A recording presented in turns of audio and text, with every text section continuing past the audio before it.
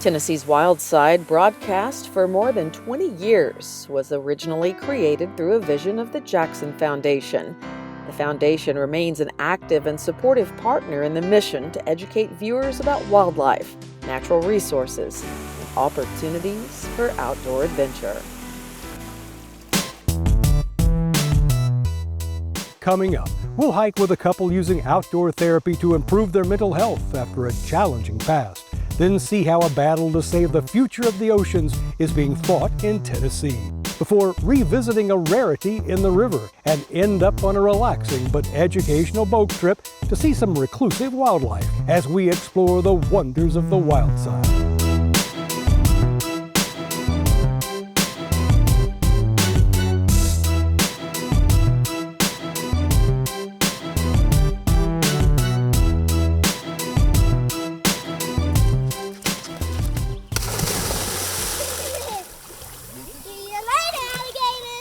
Hi friends, welcome to the Wildside. I'm Steve Hall. If you take your technology and search outdoor therapy, you'll find more than a few reasons to log off and get outside. Studies have shown there is a significant impact on mental health. In their own words, writer, artist, and advocate Jessica Willis Fisher, along with her husband, professional outdoor photographer Sean Fisher, explain how spending downtime in Tennessee helps them rest and recharge for journeys that take them around the world.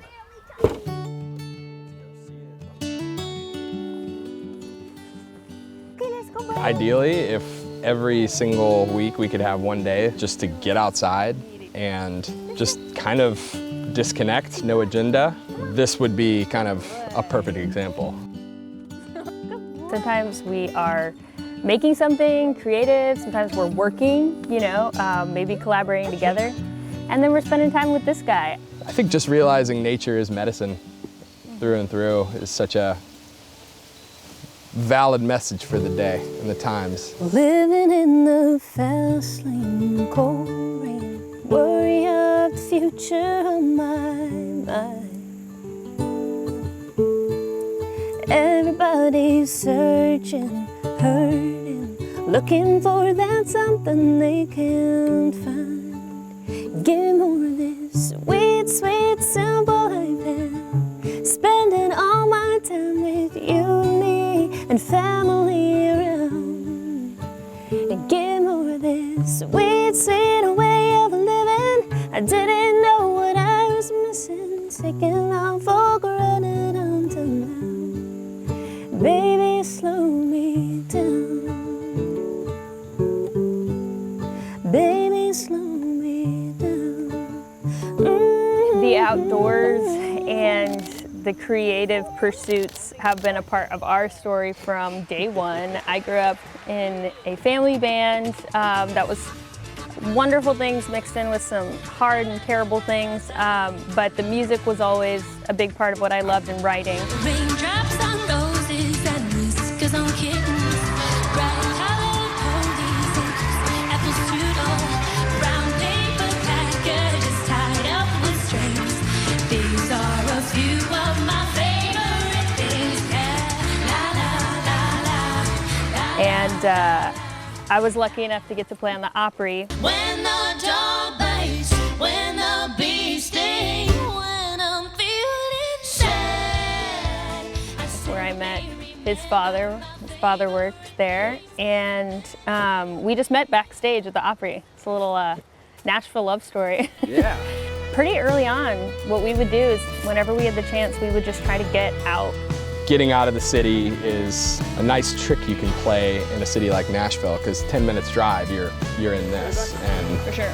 this is, I love it. I love Narrows of the Harpeth it just feels like the closest hidden gem. This is what Middle Tennessee looks like. It isn't always what is being shown on the billboards or not. It's not necessarily maybe what people are coming into town to see. There's like a lot of different Nashvilles, right? And one is you're drinking, you're seeing music, you get the party buses, you got the bachelorettes, right? But this has been here so much longer than all of that, right? And so to me, this is like more of the real deal. And I love when I'm talking to someone and they go, waterfalls, do you have those? I'm like, oh, let me tell you. You know, or walks and green spaces. I do think that's a particularly beautiful thing about our state, but this area. Even though, you know, we always are talking about some sort of international trip, man, Tennessee gives you such a great fix. I think too, there's so much incredible outdoor photography being taken these days with how accessible cameras have gotten. I'm an outdoorsman before I'm a photographer, but I think the way I'd love to describe my photography, one of my favorite forms of it is like putting a small person in a really big place. It's really whatever I can spot on the trail, or if it's, you know, whether it's an incredible waterfall, whether it's an amazing vista out in the Cumberland Plateau or in the Smokies, or if it's just lifestyle, people in those spaces. Photography, like, you have to have the eye, and everybody's eye is different, so everybody's 100%. Gonna tell that story differently. I think that's what's so cool and unique and individual about any type of art.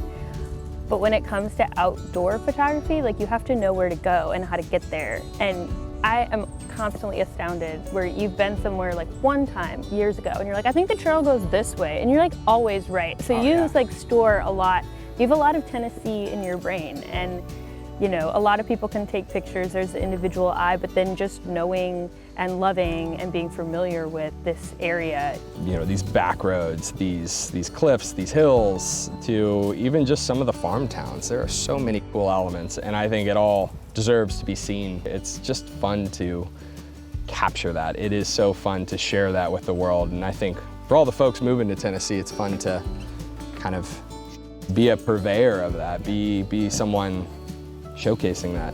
There doesn't have to necessarily be this gap between, hey, this is what we do to make money or on the days where we have to, and then we balance it with the things we love to do. Like, how close can we bring those things together? Right. That what we do for work is what we love to do. And that would be like, it already is a privilege and such a joy when we get to do that. But that's the dream, to keep figuring out how to do We that. have seen the glimpses of that, and every Right. time we recognize when we're on a trip and we're just looking at each other like, this is awesome, you know.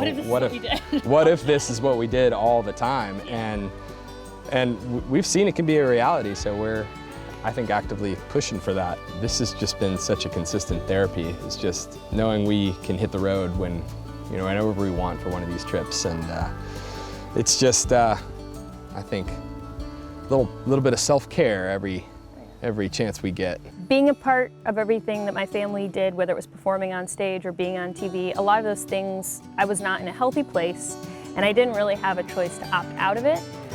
So now I feel like I'm just trying to live life from a much healthier place, not a place of survival, but a place of thriving and honesty. I think that music and nature are the therapies that I had access to before I even had that word in my vocabulary. I think finding those creative outlets and being connected to nature is a big part of the ongoing health that we keep kind of choosing for ourselves and trying to build together. Feels like we're definitely doing what we're made for.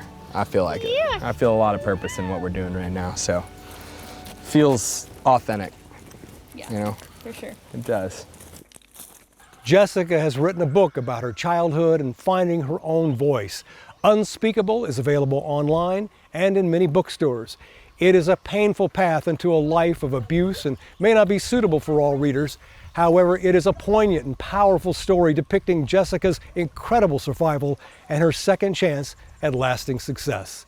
Our website, wildsidetv.com, will give you more information as well as a link to Sean's photography. Environmental problems in our oceans, from microplastics to mercury contamination or climate change, continue to make national news. And a combination of factors threatens to destroy the world's coral reefs that are counted on for the economy, the ecosystem, and even our health. It's no surprise that multiple agencies from the federal government are working to find a solution. But even landlocked entities like the Nashville Zoo are being marshaled in to help. Colorful fish and other sea creatures. Large coral reefs have inspired a Tennessee couple to travel for the past 20+ years to various shorelines around the world for scuba diving adventures. But Denny and Teresa Hemphill have witnessed a drastic decline in what initially drew them to places like Bonaire in the Caribbean islands. The amount of fish and the diversity of the fish it's not there. You can see what we have done to the oceans, especially stateside compared to overseas. When I first started going to Bonaire, there were so many fish. You would go out there and you were inundated. I mean, they were everywhere. You felt like you were just swimming through this huge school of fish all the time. Now you see smaller schools of fish, and you don't see. You can be diving, and there'll be an area and there's no fish at all. That's because coral reef habitats for fish are dying. Coral may be among the most misunderstood natural resources on the planet. I like to think of corals as plant rock animals. I think that you and I are of a similar generation, and that when you used to play that game, animal, mineral, or plant, and you're trying to guess what it was, well, corals are kind of all three of those things. As unusual as that sounds, coral reefs play three-part harmony in the ecosystem and the economy. Reefs provide a place to live for other ocean life, which creates a great place for fishing, while being a barrier for shorelines in severe weather, and offering underwater sightseeing tourism opportunities in coastal communities. Here at the Nashville Zoo, marine biologist Chad Cockburn is part of a coral conservation effort. When you see lots of corals, you're not going to see just corals. You're going to see all kinds of small fishes, big fishes. You can see octopus. I mean, you can see all kinds of really cool critters. And so when it comes to corals and divers, that's honestly just going down and seeing the magnificent structures that corals have created and everything else that's going on down there. It's absolutely incredible. But now that's threatened by pollution and disease, while scientists say that most of the world's coral reefs are at risk. 35 years ago, the coral was everywhere. Plush. You go there now and it's not very plush. It's a lot of bleaching from heat. If you're a believer in global warming, coral is a very good indicator of what global warming has done to the coral. It bleaches it, takes the color out of it. Take the color out of the coral, then the fish don't have anything to eat. I mean, it's just one thing after another. Among the experts trying to save coral is Jennifer Koss. She is director of the Coral Reef Conservation Program for NOAA, the National Oceanic and Atmospheric Administration. It's pretty serious. We've seen a lot of loss over the last several decades, and then current disease events, and then we most recently had a big climate-driven episode in Florida, and are seeing it also in the Caribbean, where the water's gotten very, very warm because of El Nino conditions, which causes a lot of stressed corals, and then they bleach because of this heat stress. With projections that 70 to 90% of coral could be lost within the next 25 years, it's everyone to the rescue. The goal is to reproduce coral in scientifically controlled environments, such as the Nashville Zoo. I think that a lot of zoos and aquariums know that they're showcasing essentially ambassadors from the animal world, and as part of that ability to bring knowledge and viewing these amazing animals in captivity, that there's a responsibility also to conserve those animals in the wild, and they have access to some of the best veterinarians and scientists. So a lot of behind the scenes work is happening in places like the Smithsonian and other places where they're doing captive breeding of a very few individuals of a certain endangered species, to essentially be able to bring those animals and put them back out into the wild and regain those populations. So we're going to use spirulina brine shrimp. It's going to be just small pieces of shrimp. A species known as stony coral is being reproduced at the Nashville Zoo. We do what's called target feeding. So we prepare our diets. We use different types of materials, different types of small foods that would be naturally found inside of the wild. We put the food right in front of them, and they will catch it using their tentacles and nematocysts and then pull it into their mouths. We want to give our corals the best chance we can. We control the environment to simulate what they would naturally experience with lighting, as well as flow and temperature and stuff like that. Coral can reproduce by breeding with other coral, or all on its own. The very existence of coral is a complex process. When corals grow, they'll start as a single polyp, and they will continue to expand and create their skeleton underneath it. So that's the cool thing about the stony corals, is they do secrete their own skeleton, so they actually get to build their structure as they're growing. So it's a bunch of coral polyps all living together in the hundreds of thousands, maybe even millions, depending on how big the reef structure is. But they have a relationship with this algae that lives inside of them that does provide them with about 80% of their nutritional requirements. So it's really this amazing symbiotic relationship between a plant and an animal, and then that animal makes its own home. So it is, in fact, its own habitat, if that makes sense. Not only is reproduction taking place in water tanks of zoos and aquariums, it's now actually being done on the ocean floor. Now, I know in Bonaire they're doing a lot of conservation. They are actually building little teepees, if you will, with pieces of coral on there to regrow the coral so that they can reinstitute it in various areas that are missing coral. We really started that work in Florida and the Caribbean because that's where we were seeing the most damage, but now we're increasing that capacity in our Pacific Island areas, and then other countries. Australia has gotten very, very well informed and very good at doing restoration. So we can farm corals on land in aquarium, or we can farm them right in the water. You can call it a nursery or a farm or a garden. There's lots of different words for it, but we essentially take little teeny tiny corals and put them on structures and grow them out until they're big enough to actually then be planted out on the coral reef. And coral's role in helping people should not be underestimated. We fish them, we catch lobsters, we catch shrimp right off of these coral reefs. And on top of that, when you think about medicines that are derived from plants and animals, there's an awful lot of drugs that have been developed from either corals themselves or species that exist in coral reef areas. And that's sort of an untapped resource. We're just beginning to understand how to figure out how corals interact with their environment and how those chemicals and different interactions with other organisms can be used for medicines that could cure cancer. And for the Nashville Zoo, the Coral Reproduction Program offers an additional opportunity for visitors. The coolest thing about them being in Nashville is there are people that have never seen the ocean. They've never seen the reef. And so getting to come in here and see corals that would be found in the Florida Reef Tract without having to travel, it's one of the coolest things ever. There are a lot of people that don't know about corals. They think that they're just rocks. Or a lot of people don't know that there's a disease that's going through and really doing damage along the Florida Reef Tract. They don't really understand the importance of corals.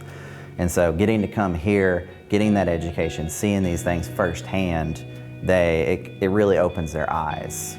I think what saddens me the most is that I know what I've seen over this 20 plus years. It's what my children and grandchildren will never see, because they will never be able to see the huge number of fish in the ocean. They won't be able to swim through these huge schools of fish. It's so exciting when you are diving and you come upon this huge school of fish and you can just go through it and you watch them separate. I mean, it's kind of magical. And they'll probably never get to see that, which is really sad.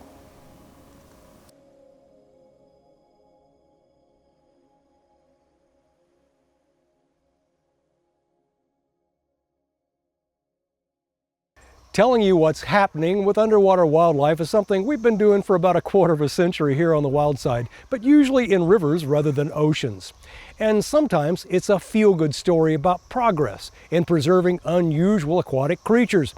That was certainly the case when we told you about a federally endangered fish found solely in the state of Tennessee.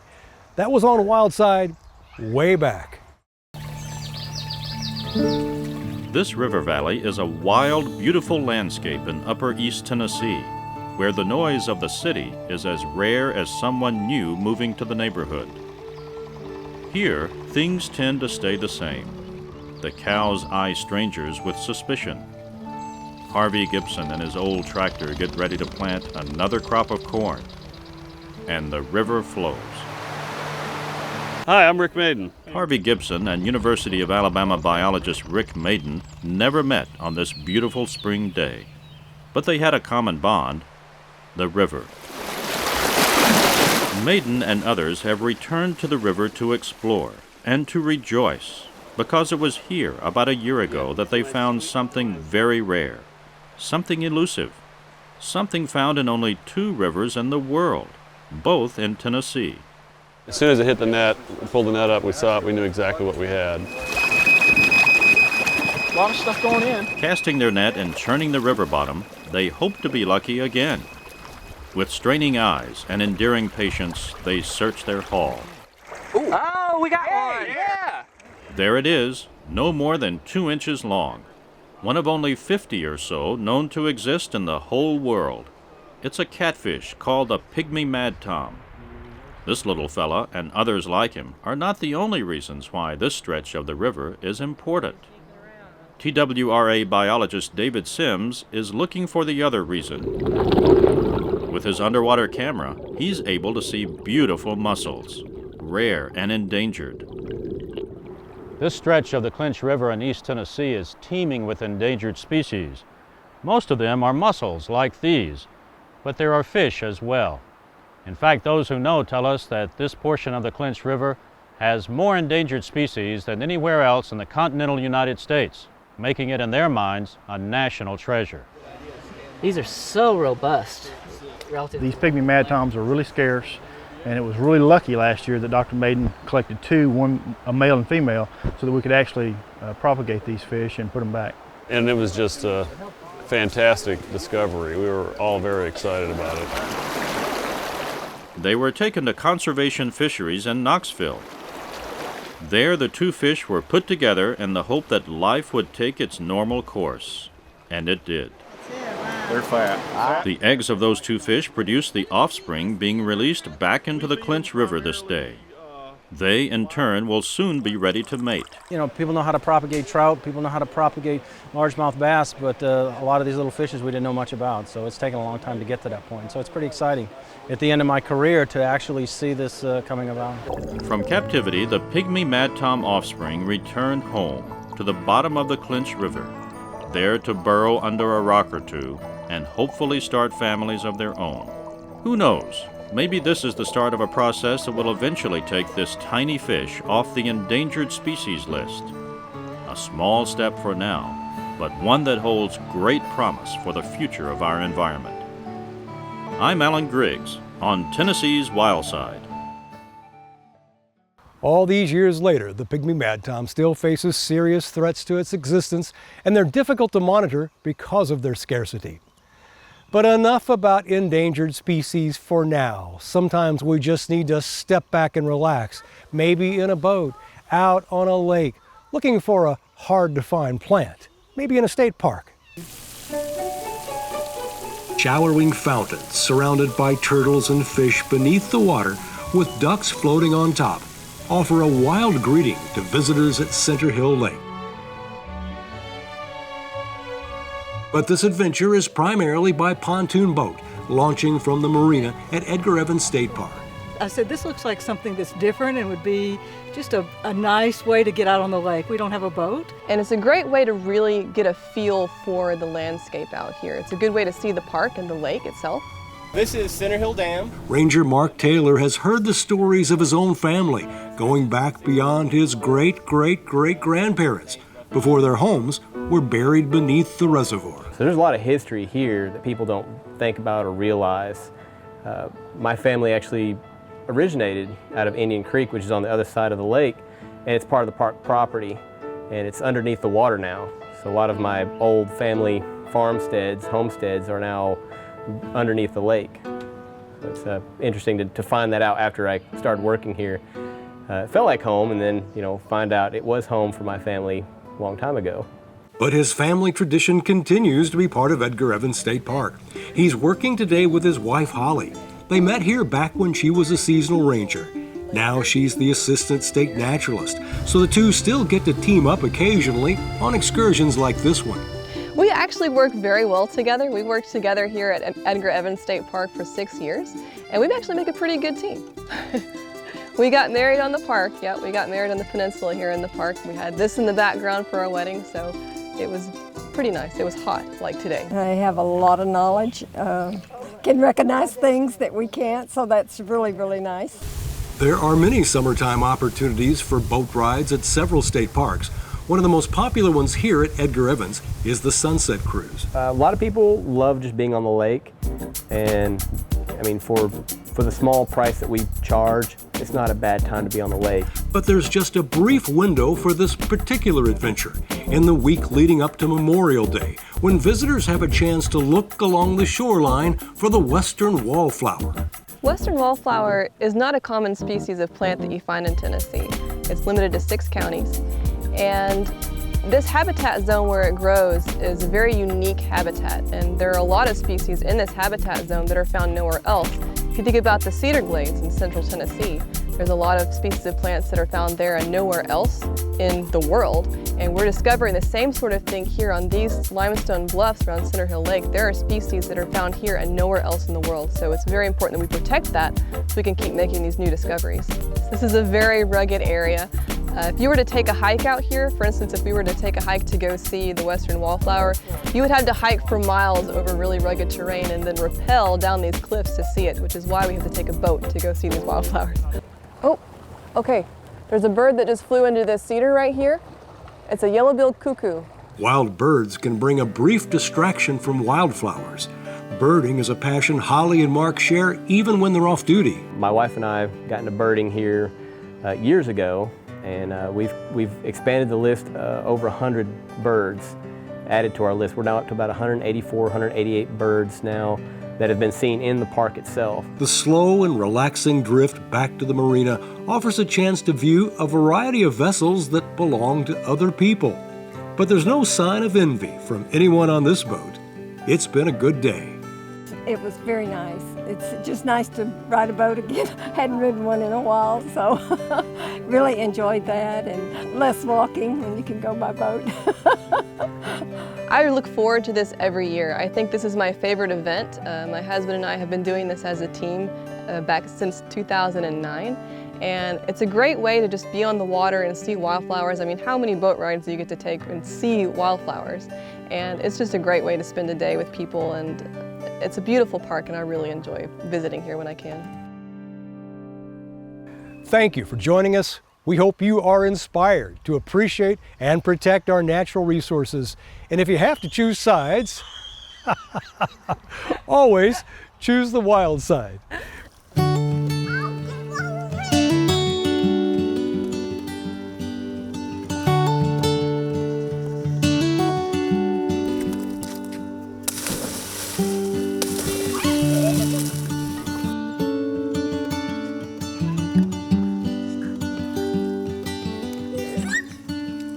Tennessee's Wildside is a presentation of the Jackson Foundation.